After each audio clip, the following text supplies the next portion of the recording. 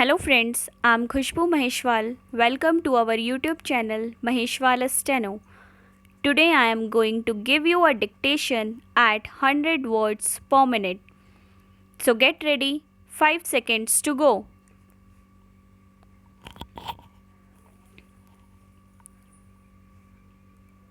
Madam Deputy Chairman, the government has already constituted the National Committee for Tourism.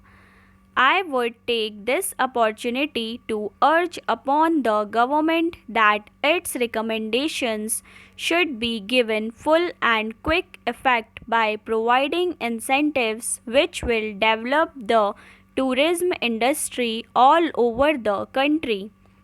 This can include giving concession for all those ancillary industries. The incentives to such export industries should be taken up by the finance minister as early as possible. This can include improved facilities of airports as well as other means of transport, doubling the capacity as far as other connected export-oriented industries are concerned. I think that this step can help us in mobilizing better earnings and return of foreign exchange. Thirdly, madam, I am very much in favor of rationalization of the tax structure.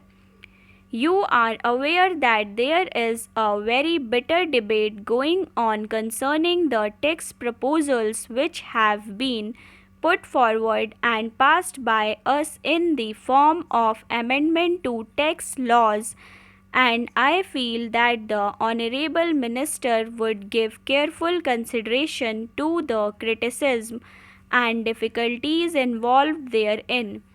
Suggestions are coming from all over the country, from all walks of life, and there are drastic measures stipulated just like Section 44 or the provisions concerning the partnership and the liability of the partner. All that requires due assessment if you want to give a fillip to the economy and infuse confidence in taxpayer. Fourthly, I would like to draw the attention of the ministry to the growing disparity, whatever may be our claims, between the poor and the rich in this country. I have the report which has just come yesterday published in the Times of India, giving figures to show how the poverty has risen in this country under the heading Poor Population up in Uttar Pradesh, and the figures quoted are staggering. This House must share the concern that there are millions of people who can be classified as very, very poor. I would sincerely urge the government to tackle the problem of poverty as a priority problem and not leave it to the mere fiscal measures or the forest of figures which every budget gives, saying that we have allocated this much of amount and all that. That is not the method in which you can reach the poor simply by saying that we are dedicated to remove poverty. The purpose of intervention, Mr. Vice Chairman, is to point out that this year we are celebrating and we have celebrated 50 years of attainment of freedom. This is the most valuable achievement which must be cherished and strengthened, but along with this political freedom, we have attained in a large manner economic freedom for all sections of our people, particularly for poorer sections of our people. We have attained this, and this is unique in the whole world, unique for developing countries.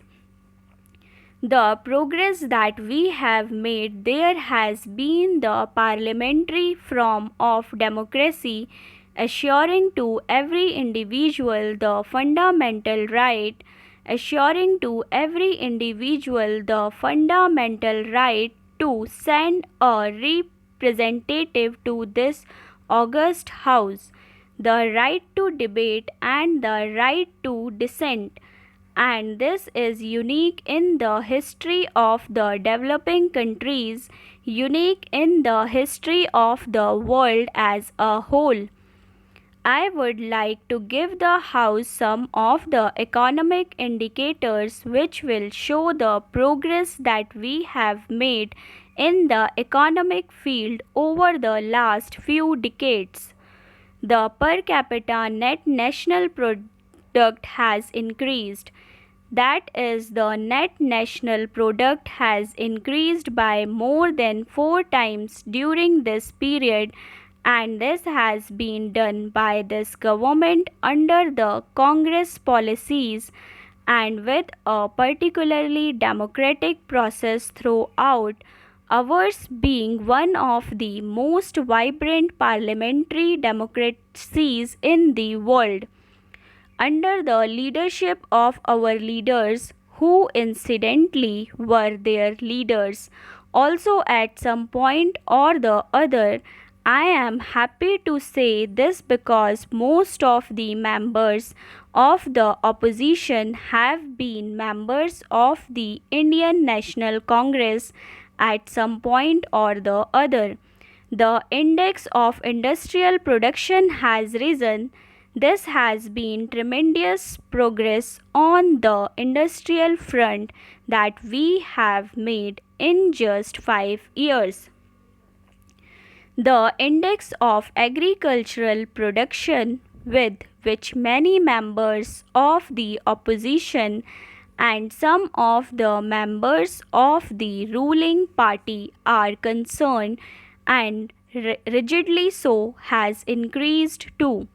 There has been a lot of criticism here that we are wasting money in revenue expenditure, that we are not forming a capital, we are not able to build up assets.